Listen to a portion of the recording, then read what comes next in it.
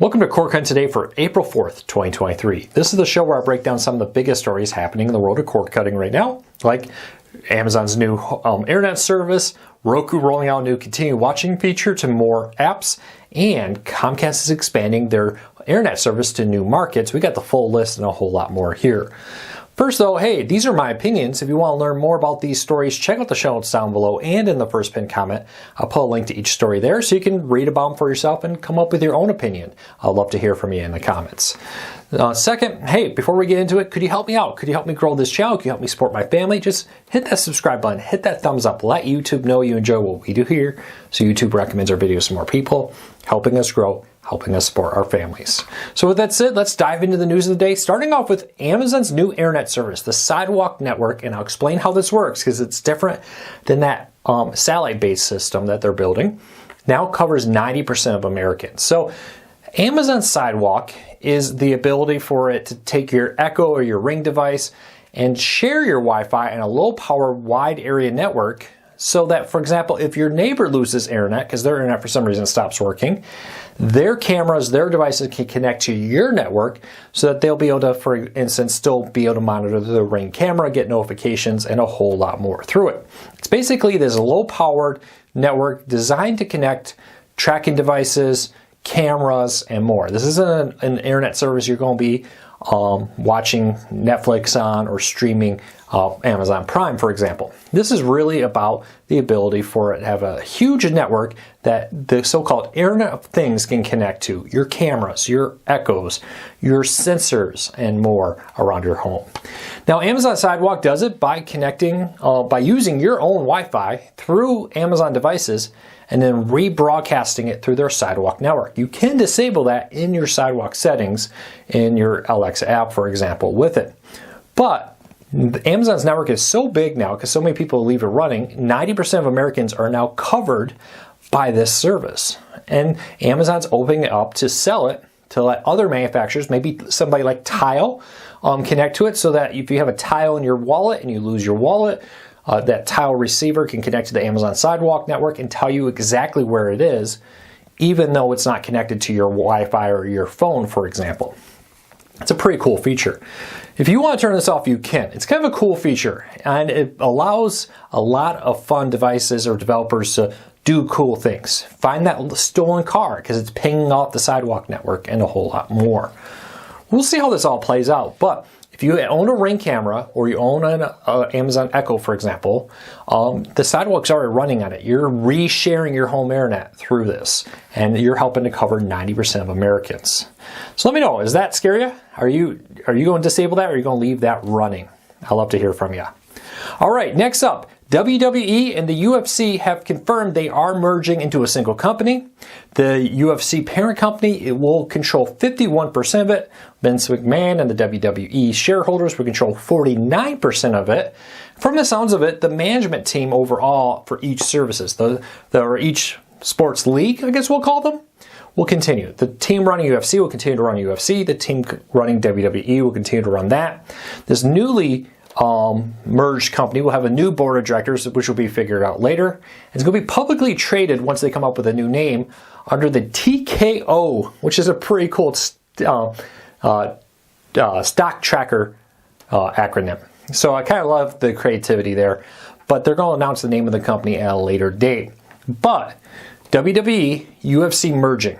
Live sports, I've said this many times, is one of the most profitable, one of the most sought after segments of TV right now, because live sports, people watch live typically. They're not fast forwarding through commercials, which allows networks to sell a ton of advertising against it at a much higher rate than they can on demand content, and especially than they can on reruns.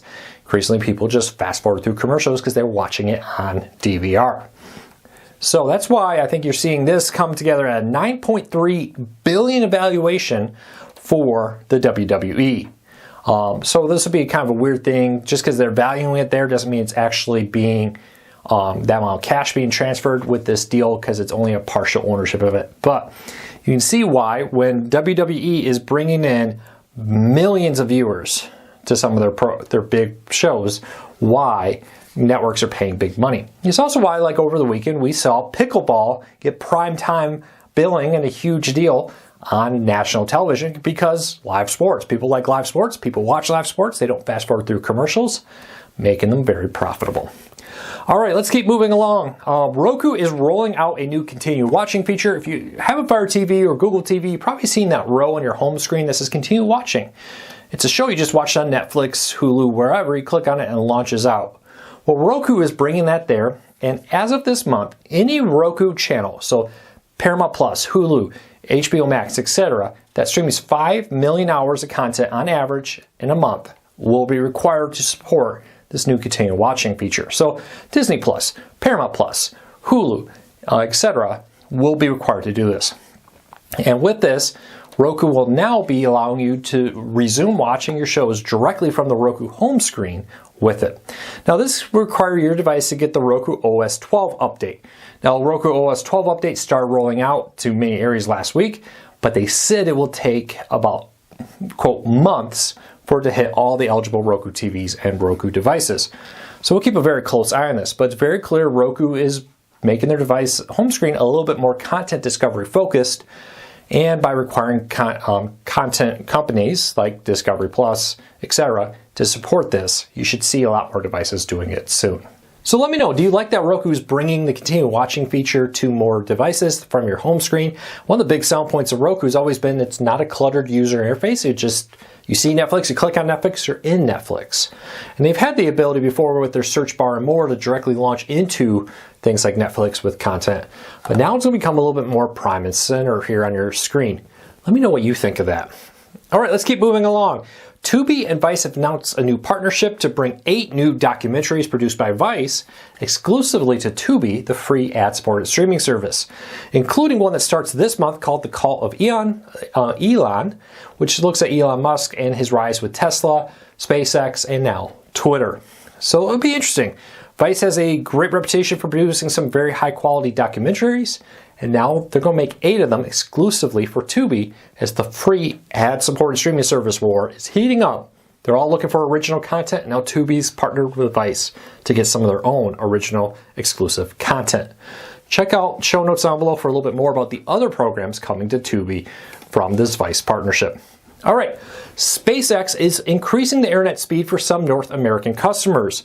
In many areas, for example in California, etc., you were in the lower speed tier because it was what they consider a not fully covered area yet.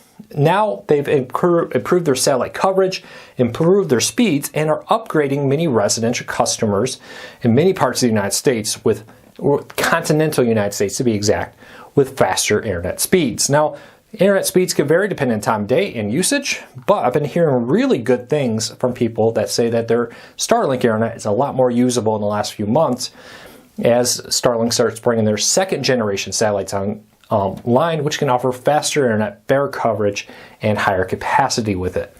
Look for that to continue to improve in the years to come as Starlink is rolling out thousands of these new second gen satellites, starting off with continental United States with it. All right, in my mission to help you save money, a little news here about your mobile phone plan. Mint Mobile has announced that they are increasing the data caps on their plans, but not changing the price. In the past, you used to start for $15 a month, you get unlimited talk, text, and 4 gigabytes of data. Now for $15, you get 5 gigs of data. If you previously had paid for the 10 gigabyte plan, now you get 15. And if you had paid for the 15 gigabyte plan, now you get 20. And of course, unlimited is still unlimited for the same price. Mint Mobile, run by T-Mobile, now owned by T-Mobile, I should say. It's always run off their network, but last month they purchased it, and they're trying to slightly increase the data. Same price, no changes though to your bill. You don't have to do anything to get this new improved data caps. It will automatically be implemented there for new and current customers, which is really cool. All right, last story up of the day. Comcast is expanding its network for internet service. So it's coming to a whole bunch of new markets this year, and Comcast has announced that everywhere it's going to be expanding new internet service, which is really great.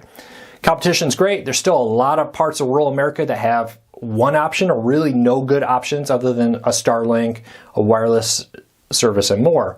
Comcast has expanded their network, so has Spectrum.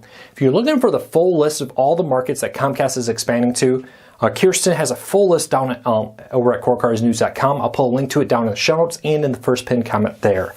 So if you're living in a fringe market just outside Comcast, you've been hoping to get Comcast internet, bring some competition, some better quality internet, check out the post down below. Well, that's it for today. I hope you all have a fantastic day. I will see you all on Wednesday. Don't forget to head over to CordCuttersNews.com. What I cover here is just a fraction of what I cover over there. Until next time, take care, be safe. We'll be back again real soon.